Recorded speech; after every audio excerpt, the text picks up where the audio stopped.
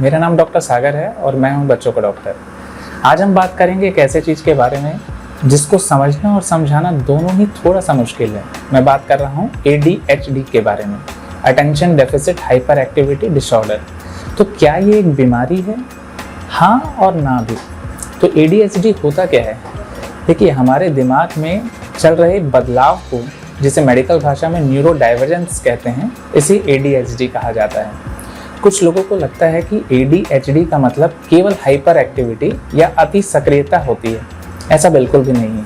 ADHD में 3 component आते हैं। पहला होता है हाइपर एक्टिविटी, जिसे अति सक्रियता कहते हैं, जिसमें बच्चा शांत नहीं बैठता, दिन भर उछल कूद करते रहता है। दूसरा होता है इनअटेंशन, जिसका मतलब होता है कि एक जगह पे ध्यान को केंद्रित कर पाना मुश्किल हो जाता है। और तीसरा होता है इम्पल्सिविटी, बिना कुछ भी समझे कुछ भी बोल देना।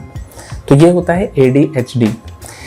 उदाहरण के लिए आप ऐसा समझ सकते हैं जैसे कि हमारा टीवी चल रहा है जिसमें बहुत सारे चैनल्स एक साथ चल रहे हैं।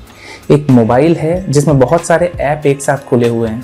तो इनमें मोबाइल या टीवी स्लो हो जाता है। तो ADHD के बच्चों में दिमाग ऐसा ही होता है।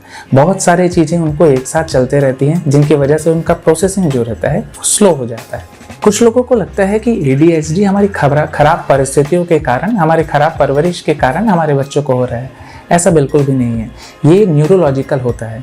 हमारे दिमाग में डोपामिन नाम का एक केमिकल होता है। ये केमिकल हमें किसी भी काम को पूरा करने के लिए प्रेरणा देता है।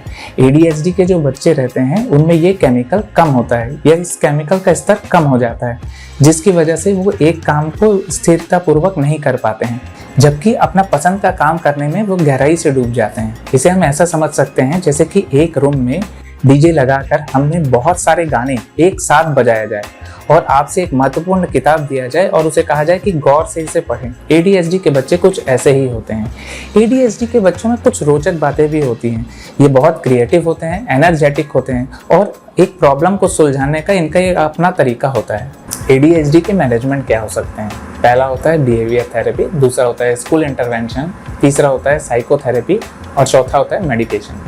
जनरली 5 साल से कम के बच्चों में हमें कोई मेडिकेशन की आवश्यकता नहीं होती है। बिहेवियर थेरेपी, स्कूल इंटरवेंशन और साइकोथेरेपी से ये बच्चे इम्प्रूव कर जाते हैं। जो बच्चे इम्प्रूव नहीं करते हैं और जो बच्चे 6 साल की ज़्यादा की उम्र के होते हैं, उनमें मेडिकेशन दिया जाता है।